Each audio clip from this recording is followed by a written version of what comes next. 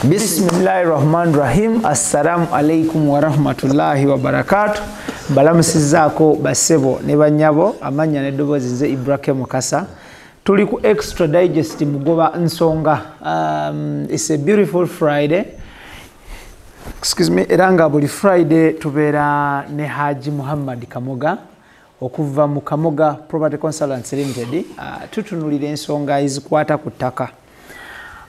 Twawaayo olunaku luno basically okutunuulira ensonga z'ettaka. Bibuuzo bingi nnyo ku ttaka, ebiddiddwamu n'ebitaddiddwamu n'ebitaliddibwamu.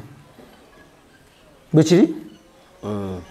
So ne tuluwaayo tubeere nga tutunuulira ensonga ezo ku Extra Digest mugoba nsonga. Yonna gy'osinziira okuba nga otulaba nkwanirizzaako yakategatako embeera obudde bwa kikome. Tuli mu season ya nkuba, tukyebaliza Allah yatonda eggulu n'ensi era nga I know buli kimu kijja kutambula bulungi nnyo. Waliwo season nga enkuba yeetaagisa tukungule, ne wabaawo season enkuba nga yeetaagisa tusige nga kwotadde n'ebigwa mu kkowe eryo.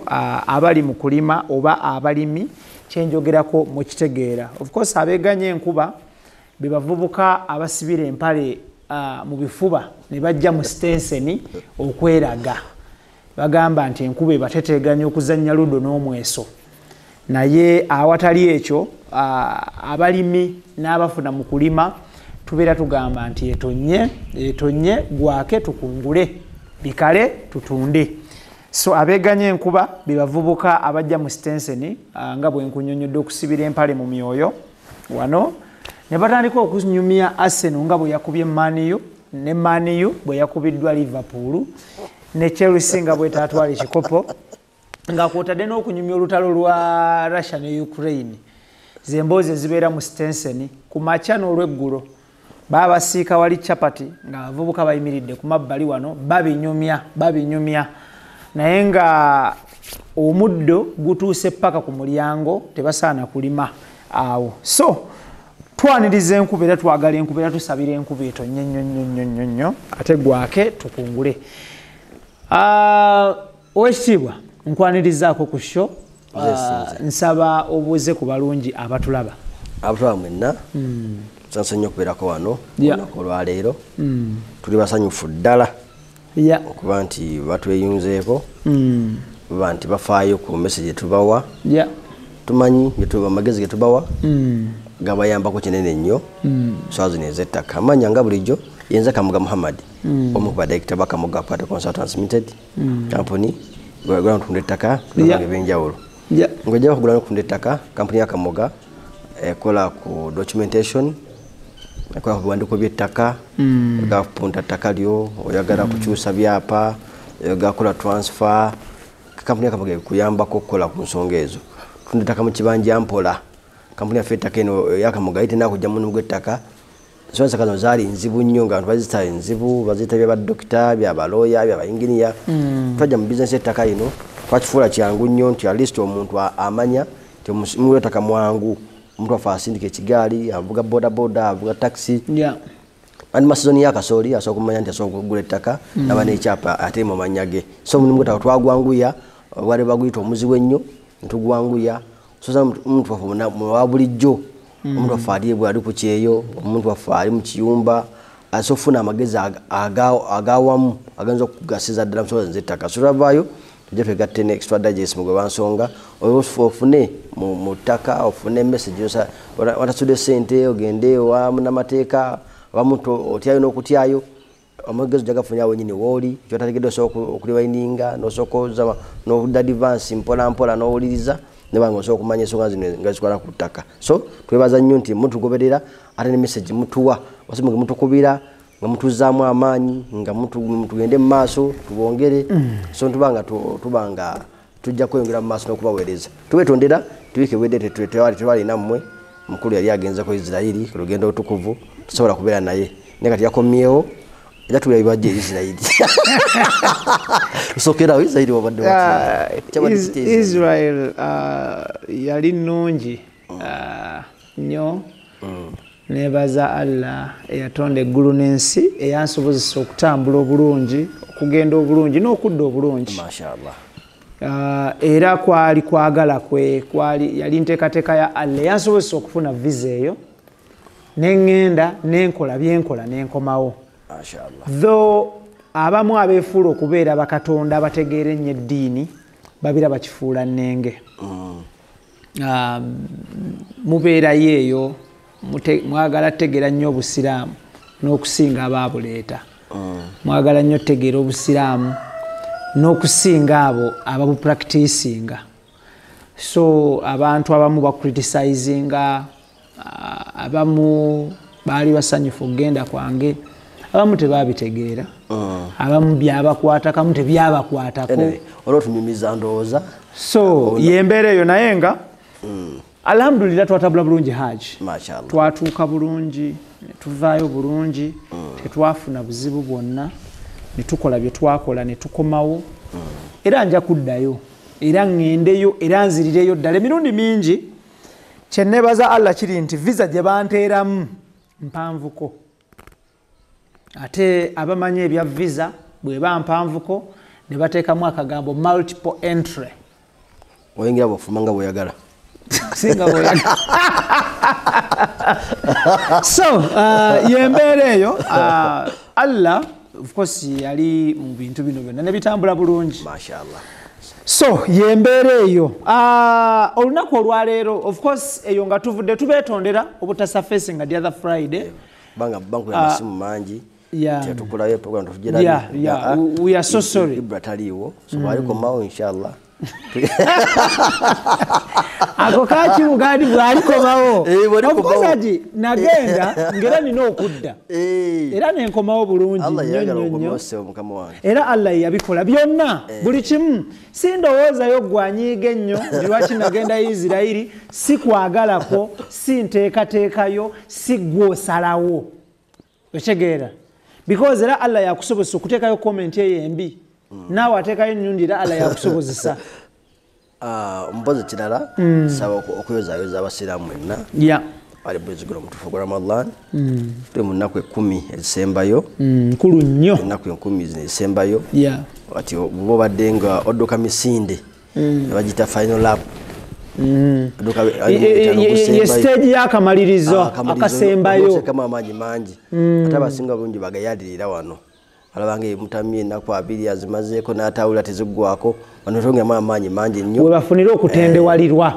ne kati wano nkukubiriza nti teekamu amaanyi mangi in the last 10 days nungi nnyo nasaba Allah asobozese tukimereko sawumu nungi tusaba Allah era akisibo kyaffe ate akisiime ogw'okusiba gwaffe Allah yekusiima n'empeera gy'anaatugwabirira yagimanyi so tusaba Allah kisibo kyaffe akisiime nabasaba mwenna ndowooza tuka mwezi guno gwa Ramadani kuliko abava mu Ramadani ey'omwaka oguwedde nga tasobola kutuuka mu Ramadani eno so atuuseewo lwa mukisa era Allah kibadde kisaakye kuba nti otuuseeyo era saba Allah Ramadani eno nga tulina tugimalako magimaleko bulungi ate nejje tusangewo ate nga atusiimye inshallah taala.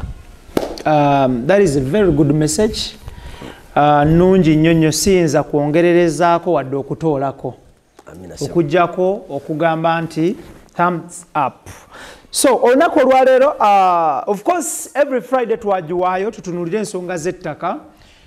Obubaka buno obubeera mu program eno bukwata ku muto omukulu omukadde omuzeeyi bukwata ku baami n'abakyala fenna okutwaliza awamu kyovula batwasalawo tukwate olunaku lulamba tuludedicating tukwate program namba tugiweeyo nga tutunuulira ensonga ezikwata ku ttaka era nga mukaweefube waffe ow'okulaba nti waliwo obwetaavu bw'okumanya ku nsonga z'ettaka twafuna basponsa era nga basponsa si balala be Kamoga Property Consultants Limited abasangibwa e Rubowa ku Kamoga House era nga bano be bavujjirira ssente mu program eno bateekamu ssente mu program eno ebitundu 100 ku buli 100 era nga nkugamba nti yenna ali eyo ng'oyagala okuba ne transaction yonna okuyiga kwonna okumanya kwonna okwebuuza kwonna okugula n'okutunda kampani eriemu bagiyise Kamoga Property Consultants Limited abasangibwa e Rubowa ku Kamoga House be bokka abali legit, abali authentic and bali tested by a period of time nga bakugamba bebokka boyina okuba nga weekwata. Of course services ze bakola mpitirivu nnyo nga zeetoololera ku ttaka.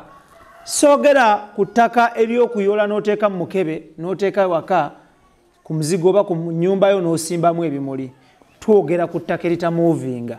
Twogera ku ttaka nga liri in one place. Tetwogera ku lyakuteeka mu kutiya n'osimbako ennyaanya ne cabbage. Tetwogera kulikwata mu ngatto n'otambula nalyo n'oligirako somewhere. So olunaku olwaleero tusazeewo tutunulire kye bayita surveying. Mu Luganda ky'oyinza okuba ng'oyita okupunta. Twagala okutunulira surveying kye ki, omusaveya kye ki, omupunta kye ki, era lwaki ettaka balipunta, lwaki basurveying ettaka. Ttaka ki erina okusurveyingibwa, ttaka ki etalina kusurveyingibwa. Ddi lwe basurveyinga, ddi lwe tetasurveyinga. Ebikolebwa mu kusurveyinga, ebitakolebwa mu kusurveyinga. Ye ani atuukanye okusurveyinga oba okupunta? Zenzo ensonga ze tugenda okuba nga tutunuulira olunaku olwaleero. Tugenda kutunuulira emiteeko egiri oba emitendera omuntu gy'ayitamu okusurveyinga oba okupunta ettaka. Tujja kutandikira awo mu bulambalamba otunnyonnyole nga tunagenda wala. Mukama wange njagala tumanye surveying kye ki oba okupunta kye ki. Tusooke tumanye what is surveying, then bwe tunaavaawo otunnyonnyole omusaveya yaani, omupunta yaani. Ebirala tukirire nga bwe binaaba bigoberedde. Surveying kigambo kya Luzungu. Okupunta ettaka kigambo kya Luganda. Ekivuunula kiri. Ekivuunula kiri. Yeah. Surveyor kigambo kya Luzungu. Omupunta kya Luganda. Nenga omusaveya yoyo apima ettaka. Apima ettaka ng'alina obukugu obupima ettaka. Bantu bangi surveying eno yasinza okubaako ebizibu by'ettaka. Ebizibu biri ku ttaka ebisinga obungi biva ku surveying. Surveying eno ebizibu buleeta bwetya. Surveying okupunta ettaka, okumanya obunene bwalyo n'ensalo zaalyo. Okay. Wawe surveying ettaka nga kyapa tekikolebwangawo. Kuliko kibayita boundary opening, ekyapa nga wekiri niwe yakumanya ekyapa wekiyitira. Boundary opening mu Luganda kwe kugula empenda. Kugula empenda. Thank you so much. Bana bikolebwa mu surveying. Yeah. Mitenda mingi oyitamu ng'ogenda okukola ebintu ebyo. Naye bantu bangi abeerimbika mu surveyor naye nga si basurveyor. Era awo basinga okuvaako obuzibu. Ajjalamu omulimu akusurveyinga ettaka naye nga talina bbaluwa emukkiriza kusurveyinga ttaka. Yeah. Nga tolina kuba muntu mulimu gwa kusurveyinga ttaka lyo, mubuuza oba alina ebbaluwa emukkiriza kusurveyinga ettaka. Omusurveyor buno ng'oggyeko edda nti bakwatanga bikwate. Esa zino olwokuba nga obisoma. Siga nti nabadde mperekerako kojja wange apimye emyaka 10 nange mbiize. No. Olwokuba nga omaze okubiyiga, osobola okusurveyinga, osobola okukola fayiro, osobola okuditeeka mu land office ne bagikkiriza, osobola okukola field report, ya survey report n'ogikola, oba egenda mu kooti, osobola mu kooti n'ogidefendinga. In case of anything. Era wano bulabira omusurveyor atali mutuufu. Bangi bagenda mu makooti eyo ne balemerera bagamba efuna omusurveyor abasurveyingire ettaka lyammwe. Bufuna mukwano gwo nga si musurveyor, era bw'onoga nti tugende mu kooti ojulire ebyo wasurveyinga tajja kulinnyayo. Ojja okumanya nti ono teyali musurveyor. Okay.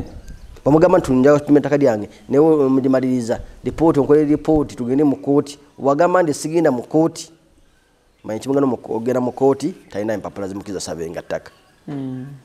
Osavinga mpapula zino oziraba tozaba ku size ya muntu nti munene, tozaba sabi ya muntu nti oba muzeeyi, tabirudde banga dene no document zimukkiriza. Bamutikira diguli mu surveyor abajine ebbaluwa emukkiriza mu surveyor. So kumubuuza ndamu wakumuma mulimu gwo wabwe mulimu tu surveyinga. Banyi bakola file n'atakola ko nakola ekyapa myaka 10 nga tabatakifulumiza mu land office. Wachi bana byangu alikibira ebyo biduddeyo.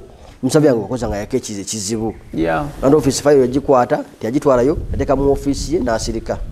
So kyo ngatonda kuwa muntu mulimu. So ko manye gwempadde omulimu ye mutuufu wasi ye mutuufu. So kusabinga kono kuyamba ki? Kuyamba omuntu okumanya ensalo ze zaayitiramu.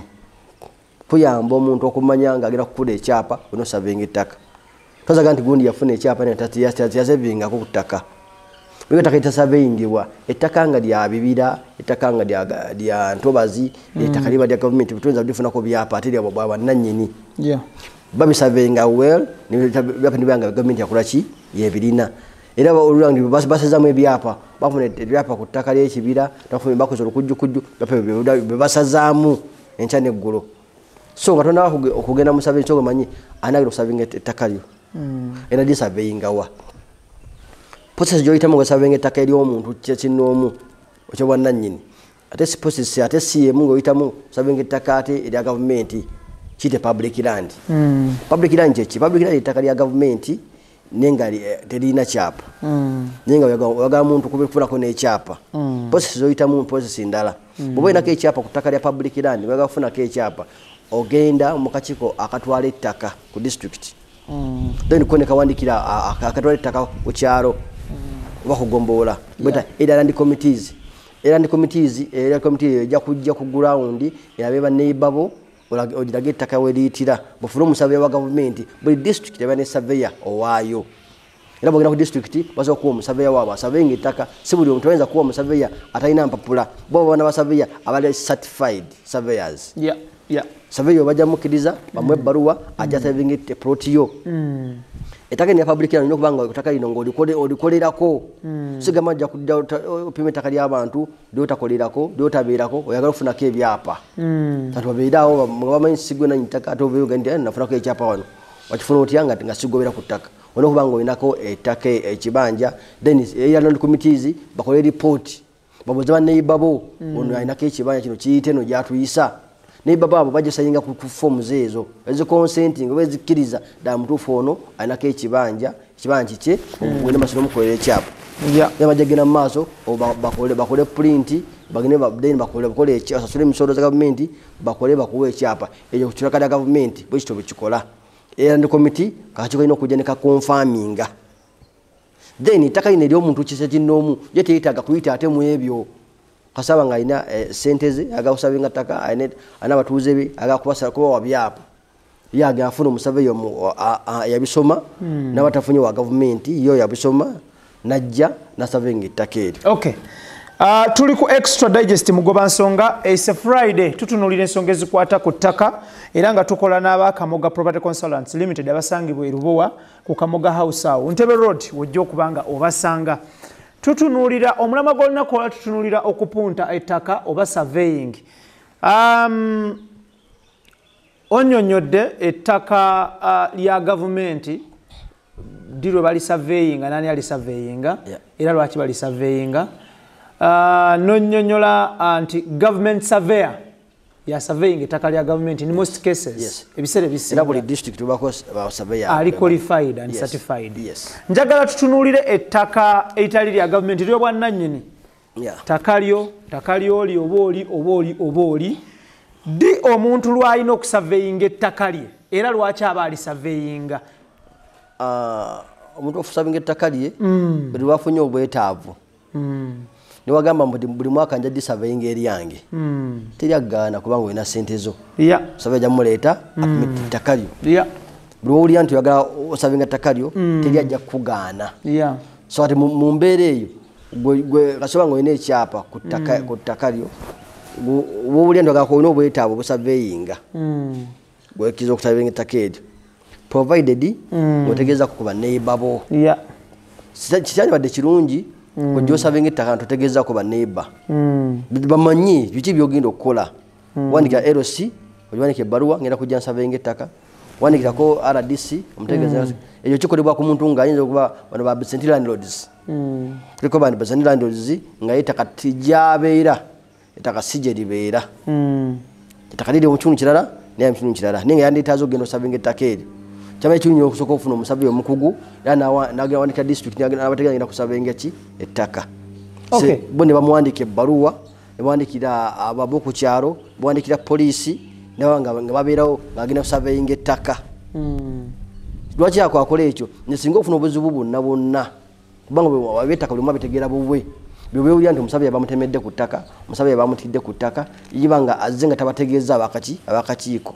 tategezaako bakulembeze buli okola surveying onotegeeza abakulembeze kubanga ettaka issue ettaka eri sensitive nnyo uli abasaveya bazze nakunga banne bajjo majambia babatemya abasaveya so mu mbeera eyo onakusavenga ettaka eryo ng'otegeeza ku batuuze abaliriko ne baneiba bosagana ebyapa ogane kuyingira muri yabwe kubanga ettaka lino oba olisaveyinga osoma kujinjala neiba wo Ozo kuba oli akitwa kitwala bubingo busaba kujinjali aje kuweza nti ogenda kutwala takali so nga tubadde kulaba eryo weritira so kyali bakirungi nabiranga ategeddewo ne wakusurveyinga ne watagenda kujja kennyini kubeerawo oba watalina bisalo bya konoona nakutula kufunira nakutwereza omubaka we namaya byokola nti bye bituufu byebyo so tutogenda ndo ine ekyapa kyo obeera Kampala ogendera akayigira pima takali yange ogenda tena gotegezezaako genda basaveya bajja kutemade ekyapa kikyo Haji njagala tutunuulire omuntu asobola okusurveyinga ettakali wonna wayagalidde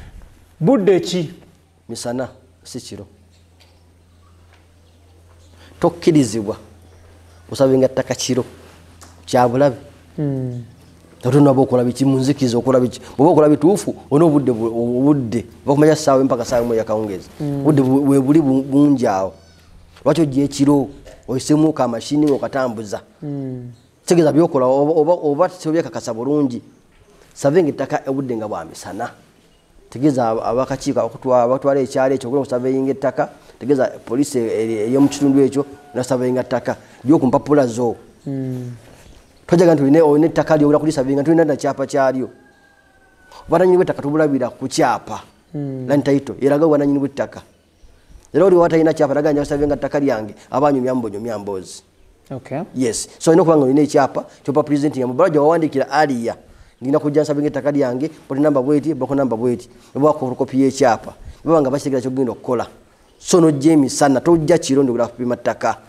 yes bichi of course obadde otandise bitumenyera njagala oyongera otulambululire bichi ebitayina kukolebwa mu kupunta ttakuba mu kusurveyinga 1 omuntu alina kujja kiro yes 2 onokozesa omuntu ali qualified surveyor ensonga nkulu nnyo mu byonna yekulembera ensonga endala tutunuulira ebirina okukolebwa the do's olina okumanya nti baneiba bo bali ku ttaka eryo bali involved enjuyi zonna ettaka gye liyitira ettaka lino tulisurveyinga muyinza okubanga kuliko obuzibu ku ttaka obanga tekuli era byonna ekimalawo obuzibu bwonna ku ttaka eba surveying singa baneiba bo bakanira nti wayingire wuwe nawe ngogamba tanakuyingira ekisalawo kwani atayingidde ani ayingidde eba surveying so mu surveying budde togetegerera nti onayingidde wange oba ontayingidde wange sojaga bagambi nti tayingira nko wange ate bagamba tusurveying twaga kukkiriza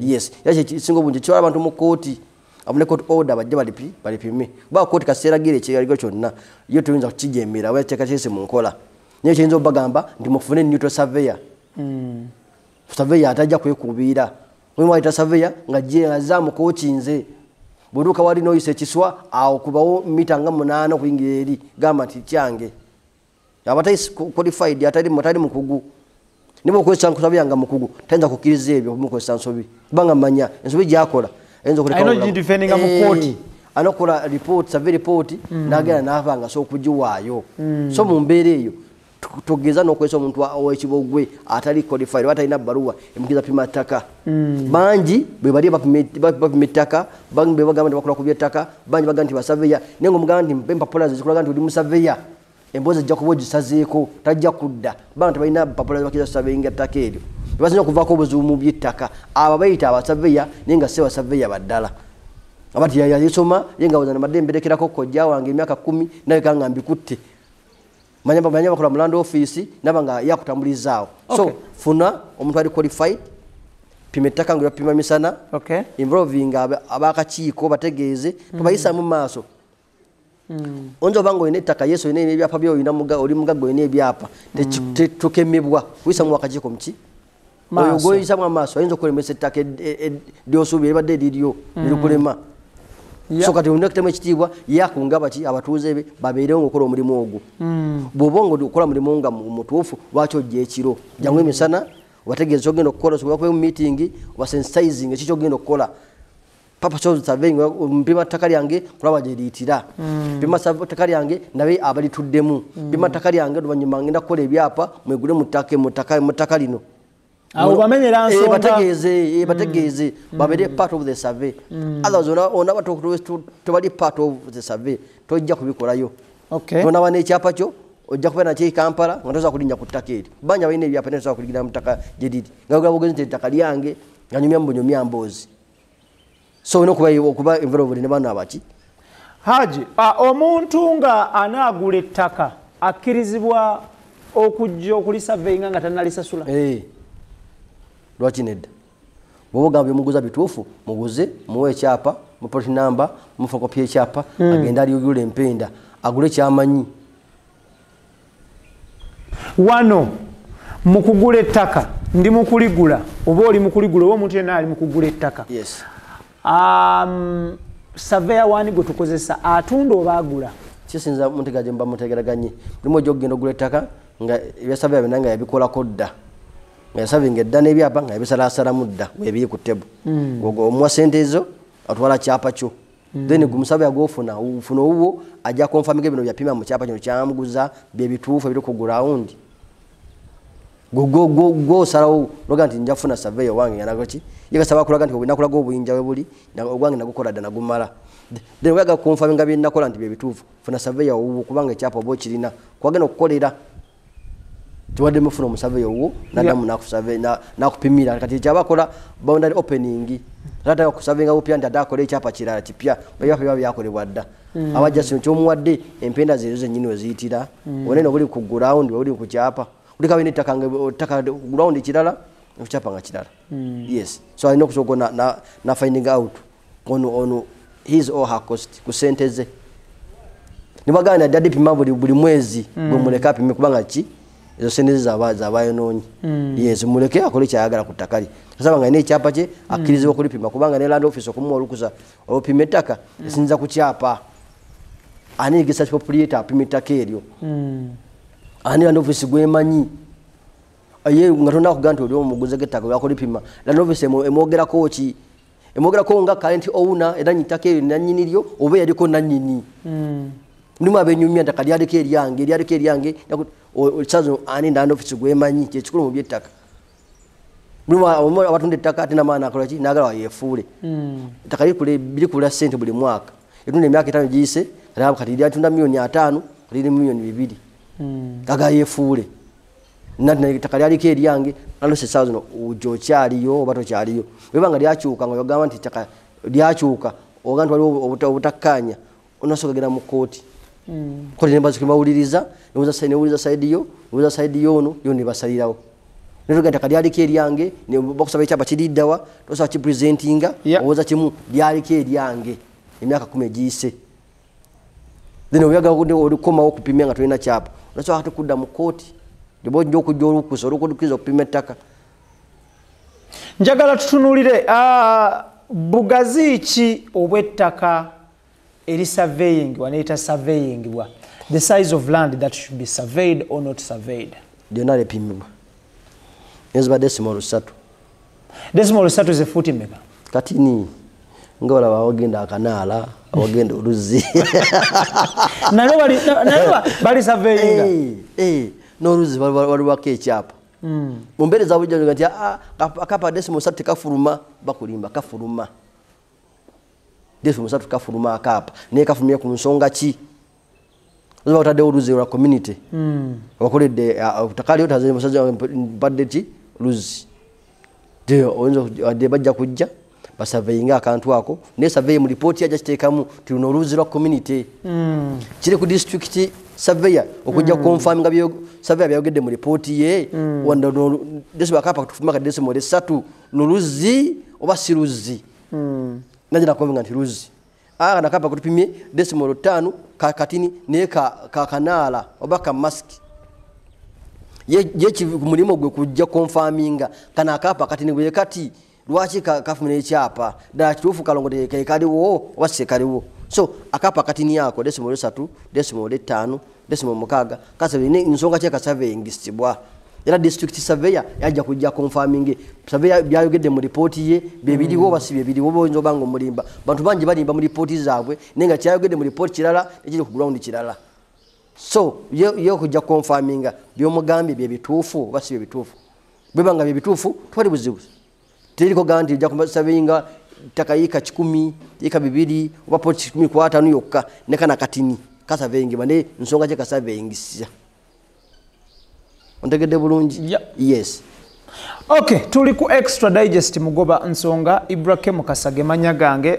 tutunulira ensonga yokupunta ettaka oba okusurveyinga ettaka gwe mulamwa gwaffe gw'olunaku olwaleero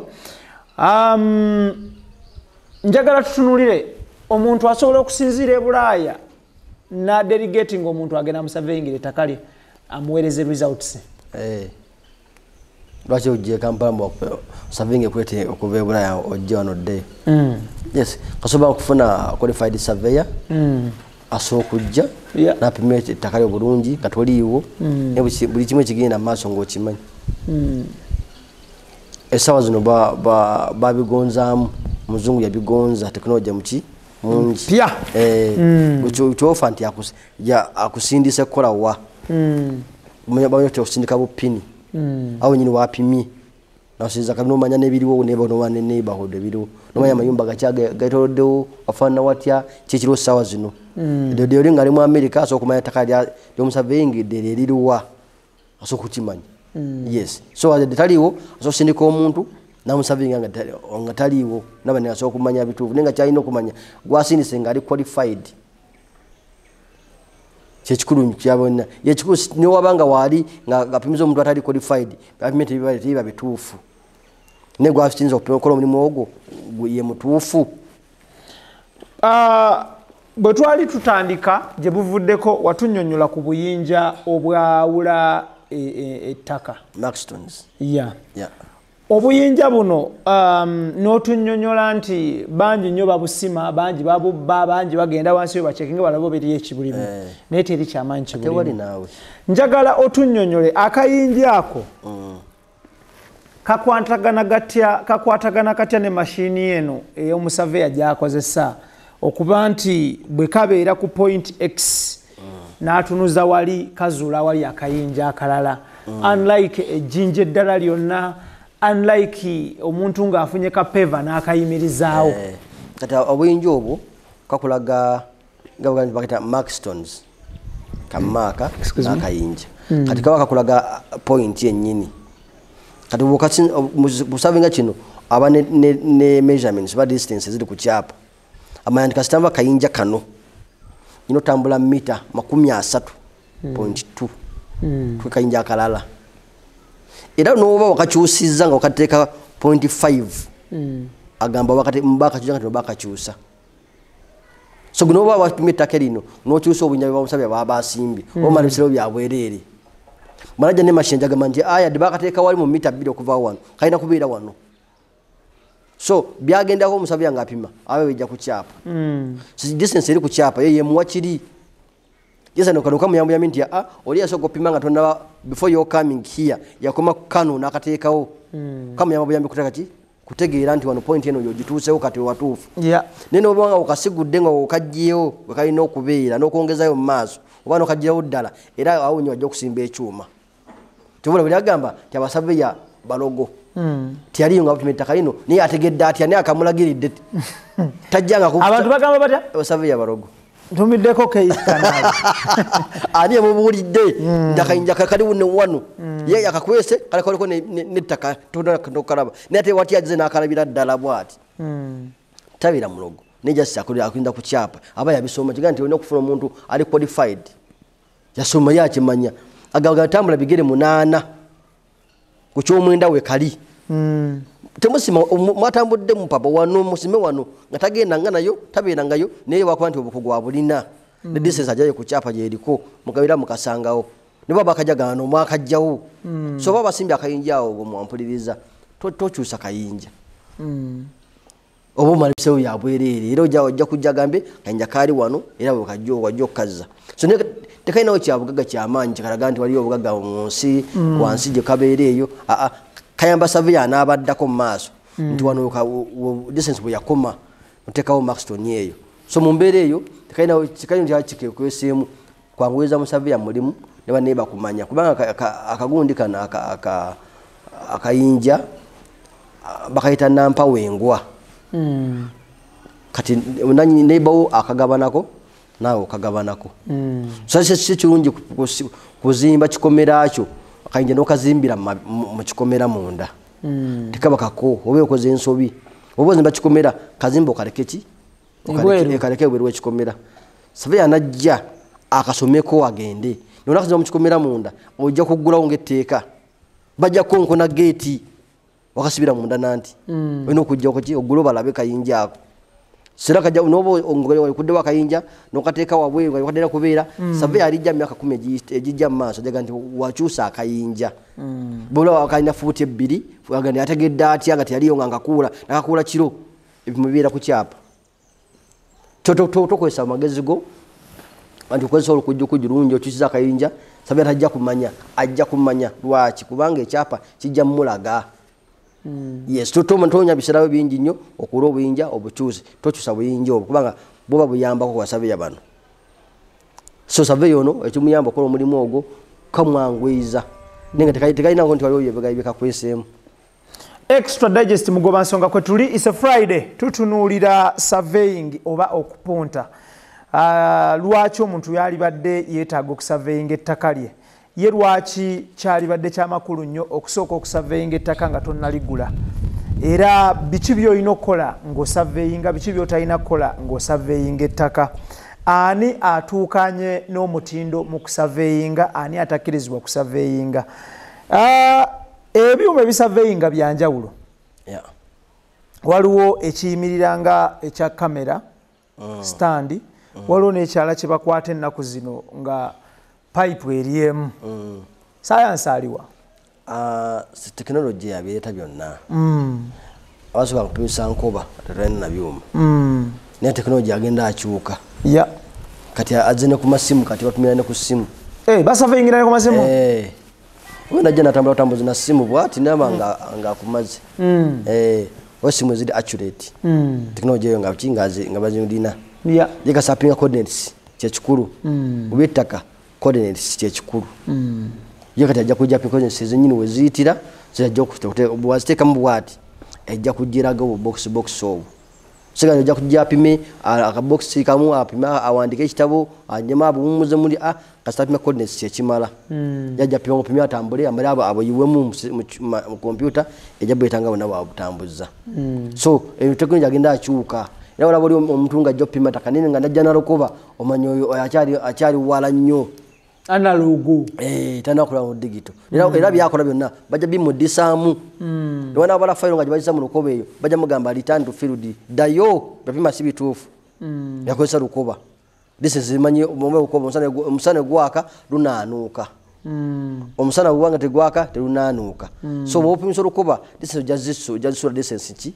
nyingi ne wano okozesa ekyuma kyo machine tetenaanuuka point weesonzi nti weewo wabeera weewo tewali kunaanuuka so kati oli akozesa machine zino zikola technology agenda akula buli mwaka eguyitawo bwayita machine empya nga olaba essimu essimu bwejja bayongeramu babaka ne bongeramu yaddo neyenka naye mpya gibalese babatekesemu ekirungo ekirala kitabadde mweno enkadde so nebyuma basaveyo ebyo babikyusa bagenda bongeramu sansa omuki owekikugu oli wetaaga nga olunaku lulamba oba wiiki namba mwezi okuba siku ya mayiro emu nasomera soka ojja olunaku lumu nakuba siku ya mayiro namba yiika lukaga mwana lunaku lumu nogamba akikoze atya so nga tewaliwo ntagasa mwezi mulamba nobeera eyo musabira nobafumbira emmere nemudda mutema emmere y'abantu kalaso obusavinga namalako okusaveyinga nga tatemyadde ekitooke ky'omuntu twetaaga kuba obulayini bungi nnyo olengera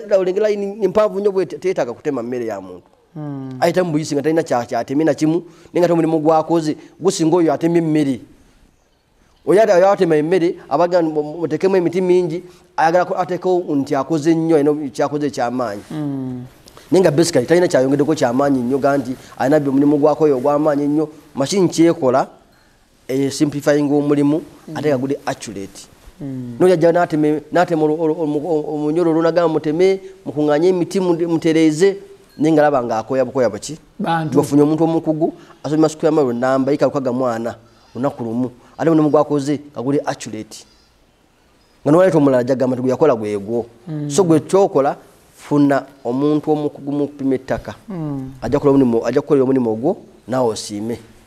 Okay, Haji, ettaka bali surveying la sente mmeka? It depends. Chicho zaukana. Ettaka lyo mu kibuga sire limu ne lyo mu kyalo. Omuntu agenda kati obudde Kampala omupangisiza agenda pimate port yo embalala. Siche kimunga woje survey embalala pimate ettaka ly'embalala. Najja kupoza nakuzaga okumala embalala. Transport aga kukyajinga transport. Ono omudde bagenda okumala yo obungi. So kisinze ettaka liri ddawa era bunene ekibagenda okusurveyinga. Era mu kusurveyinga oyagala akoleko mirimu ki? Oganja anje opening a boundary osirike. Chapo benga ngechanga kina ndeki ndawe kula abantu bera bempitira. Nzoga nti ampimire ettaka lyange omalo okulipima onsimba amayinja. Omalo pima amayinja omale ombaliye file. Bomala okubala file omale onkolere print. Bomala okola print omale okole ekyapa. Bomala okola ekyapa omale okole transfer. Ewe na kibera mu surveying. So nyo oyakula ekikulu agakola mulimu ki. Gulirida wa bunene ki biche bitagisa okukolako. Bo transferring ekyapa kidala opime ekyapa kidala. Nonjaga bina bi surveyor bina bikole ko mundu gumu. So kinza agenda kukola mulimu ki ku ttaka eryo. Yes. So yali bya sente mulimu ki gwe ogenda kukola netaka liridda wa. Determining a price yettaka. Nesito oganti always the fixed intia mitwala 2 ba mitwala 5 milioni 10 nedda. Mulimu ki gwe tagisa kuki? Niwe bapima milioni 3. Mulimu nga munene nakola ebyaro 5. Abalabi salemu so nga kijja kuba sente nyingi sinza mulimu ki kwagino bagenda okupima nenga kyo ino kola nga tuna kwayo sente zo kakaza gwero kuwa survey sente okusurveyinga ye mutufu okuwa sente ezo era ino okugoba surveying etakeri. Twasalawo every Friday tutunulire ensonga z'ettaka zino. Tukulambulira woyina okumanya wonna at the end of the day okuyiga tekukoma era nga mu mbeera eno tusalawo tuleete abakugu oba abamanyi abatusingako ffe ne bajja basobole okuba nga bataanya ku nsonga zino. Bw'olaba program eno osobola okupoozinga osobola okurewindinga obula tokkirizibwa kuforwardinga. Lwaki? Nti buli lwa forwardinga oba ne information gy'oba skippinze oba gy'oba obuuse ate nga mu kafuba okuyiga giba mitendera tobuuka. Buli lw'obuuka amacco kiba kitegeeza waliwo ky'oba osubiddwa ate ng'ojja kukyetaaga olumu ng'obudde buba buyise. Oyogedde ku macco. Amacco kyeki? Steps. Emitendera. Kikulikikiddemu ng'ekyolu ekya security ekyokutwala abantu mu drone ne babatulugunya. Kikulikikidde nga ki? Mbuzi zachi manye ozo kiwulira naye nga tokitegeera. Abantu bakikozesa nnyo. Tekiwemula, tekityoboola, tekirengezza. Kati omba amagezi nkwate amaco ge madaala. Kyemba nkwata. Emitendera, steps. Emitendera. Procedures. Nga banagamba nti omuntu abuusa amacco bw'ogenda for example okugula ettaka ate gwe totandika kuzimbako nga tonalisasula oba obuusa amacco. Thank you so much. Amen. So tuli powered by Kamoga Property Consultants Limited bateekamu sente mu program eno era nga batusponsoringa okulaba nga tubaleetera program eno buli kimu ne kibeera nga kitambula bulungi nnyo. Every Friday tuba tutunulira ensonga ezo zokka. Olwaleero tusazeewo tutunulire kye bayita surveying oba okupunta ettaka gwe mulama gutuliko olunaku olwaleero luno. Of course wetunaviira wano ojja kubanga oyize bingi nnyo. Lastly nga tuwunzika njagala tutunulire otunyonyodde kwani akkirizibwa okusurveyinga ettaka ate kubanga ali qualified. Otunyonyodde ku kubeera nti abantu enjuyi zombi ettaka ebiseera ebisinga libodaringa abantu ab'enjawulo. Bwe liba lya nsonda baba abantu 4. bwe litaba lya nsonda nga bwe shape bwe litambula be bantu abalina okubeerawo ng'osurveyinga ettaka lino obategeezeeko era n'otunnyonnyola nti ebiseera ebisinga bwe basurvey ettaka ly'olutobazi liba libelonginga to government ebiseera ebisinga however much kize kikyuka ensangi zino osanga omuntu ng'azimbye mu lutobazi mulimu oyinza okuba n'ekyapa kye nga kya nannyini ne nga kiriko lutobazi webale nnyo ttaka ekyapa kikye ne nga ettaka lya lutobazi. Okay, last nga tunzika njagala otunnyonnyole singa ng'omuntu aba tasurveyinze ettaka ayolekedde buzibu ki? Bw'aba nga ye ali ku kikwate nti liyita wammanga wali ne lyambuka ku lusozi wali ne lifundikirira ku kaswa wali ne likkirira ne wali ku muvule. Akitegeeza atasavinga ettaka eyo atantu atalina kyapa. Watu asinga obungi abali ku bibanja tebasavinga byapa banga batalina kwagenda osavingebwa naye bw'omanya bw'obeera ku kibanja oba okyabanjibwa point enkulu kasobera ku kibanja kikubeera mu mutwe nti okyabanjibwa ekikubanjibwa kiba kyapa so kyabadde kyamakulu noba nga ofuna ekyapa kyabadde kyamakulu noba ng'ogenda kusavinga ettaka noba nga otegeera gy'oyitira banga singa obungi obufuna obutakkaanya bajja kubuuza ettaka liriko bunene ki bw'oba tewasurveyinga tosobola kumanya bunene bwekirimu bajja kuba butebereza buliko emiggo 8 buliko emiggo emisiri 6 buliko obunene ki naye yasurveyinga nejja myaka 10 nga giyiseewo nga maziriika 2.2 abasobola okusurveyinga omanya obunene bw'otuddemu ne weebalaabalamu obunene bw'otuddemu noba akola kyapa omanya obunene bwokoze ki bwoba otuddemu so kikuyamba okumanya obunene bwo obunene bwo tujja kubutegeera kuki ku misambya oba nakutemawo omusambya enkya onaakola otya so omanya obunene bwotuddemu ng'okoze surveying surveying ekuyamba kubanga bwoba surveyinze kiza omuntu omulidde okujja okuyingiramu nakimba kubiza programu ebikuza abantu nti olisi otransforming ove mu byekibanja odde mu byekyapa kubanga bw'osobola oyinza mulimu abalemererwa naye ate singa ogezezaako tekikuyamba kubeera nayiika 20 za kibanja nga tolinako kyapa wakisigazako 10 hafuwe gigende ofune ekyapa banga ofuna ekyapa ofune bwananyini obwenkomeredde nanyi ntakajja kujja lunaku lumu akugambe awayaga kukolerawo nayiika 20 tolinawo kyapa ganyi nja kukolerawo awo bw'oba oli wa kibanja tosobola kuwalira noonawalirawo nja kuwalirawo empalira 2 ogambe kale bansasule bajja kweta valuwa abakulirire ebintu byo byoyinako toyinza gamba nti olemeddeko naye ntaka bagamba nja kukolera ku ttaka lyange toyinza kumulemesa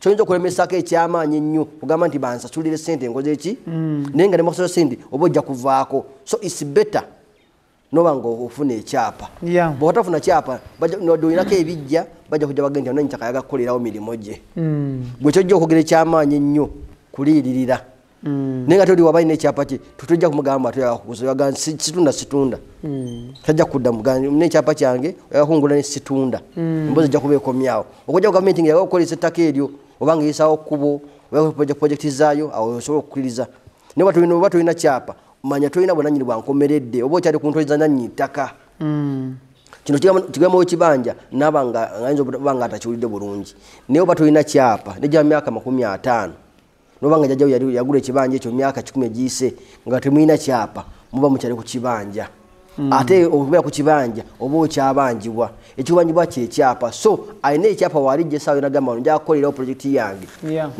kyajja okukola ekyamaanyi kusasula sente omuvire ku ttaka lye so walibadde ofuba nga bw'osobola kati newerowoozaamu nononya ttaka wootudde noba nga osobola okukola ki musobola okwegula wadde kiriri mu kyalo tofaayo aliri Rakai aliri Masaka aliri Mubende genda yeyo alina ndodi weyo wegule mu kyapa okifune kuba ne wali ebyapa so boto ofunye kyapa manyo bana nnyo tobana wananyi bwankomeredde no wane ekyapa ate yani anabakugambako okay yes so bali ku bibanja ana pimisa bitaka lyabwe fubanga bosobola opimisa ettaka ofune ekyapa kyapa kyenjogerako ekyabanya okyapa kyamayiro nkyabani nyo bwenkomeredde kuba byapa biliko bya mirundi mingi wiliko ebyalizi oba bupanga sawa myaka ki banga gere njogera ku kyapa ekyabani nyo bwenkomeredde kyenjogera ko sawa ya leero yes okay kale tetugenda kubanga tusukka wano of course alina kyoyagala okubanga weebuuza osobola okutuwandikira ku email yaffe extradigest@gmail.com. osobola okuba ku namba z'essimu ezo. Haji Kamoga yazikwata mwennyini kennyini aba asobola okuba nga akuddamu.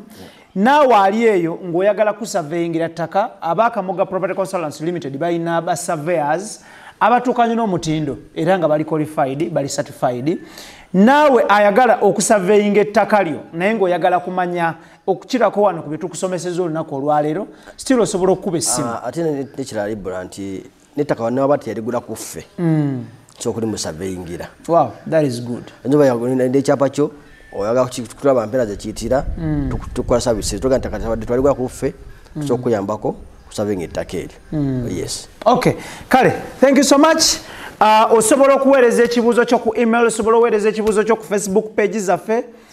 MC Ibra Takoga ye page yaffe, Wolokoso Extra nayo page yaffe, ne ku Ibrahim Mukasa osobola okuweerezayo ekibuuzo kyo, that is those all our Facebook pages, ne Oga Promo nayo osobola okuweerezayo ekibuuzo eyo nayo Facebook page yaffe. Then osobola okuweereza ku email yaffe extradigest@gmail.com. oba osobola okukomentinga below this program wansi awo n'oteekawo comment n'obeera nga olekawo ekibuuzo kyo. Bwe tukomawo next week on Friday byemu ku bibuuzo bye tutera okutandikirako okuddamu ebibuuzo byammwe. Ebiseera bisinga tubeera tu-exhaustinze information. Nja n'okujja ku officer oba wanajjabuzi bukolokolo. Weebale nnyo osobola okutambula n'ojjawo. Omuganda agamba nti yeesitukidde tanywa matabangufu. Era essimu ezo ze ku screen ze nzikwata 0700 17 16 73. MTN 0775 5 Lusambu. Simu zezo. Ojja ku website yaffe www.kamoga.co.ug.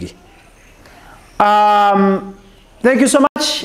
Watch our estates eziri for sale. Yeah, ogera ku website yaffe okwo ojja kuba okuziraba kate ekabira takali kyaliwo. That is mu bitundu by'empigi. Masaka Road. Yes. Na mugongo sigaddewo ntini. Okay. Ninga zikyaliwo nawo so okujja n'olaba so okutwala ku ettaka lyo weetaaze.